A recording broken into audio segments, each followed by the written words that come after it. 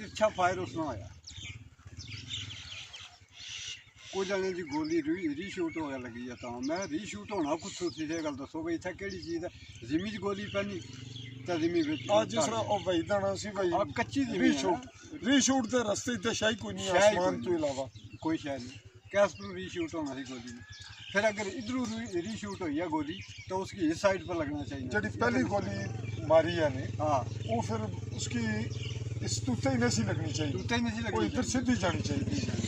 एक तो फायर है जगह पर होया, बड़ी जायद है ना, तो जायद है ना की ना पर जानी चाहिए जी, ना पर नहीं जानी चाहिए। अच्छा लगा ना, तू लगा, तू क्यों खिलौता है? लगा ना, लगा जा कि हाँ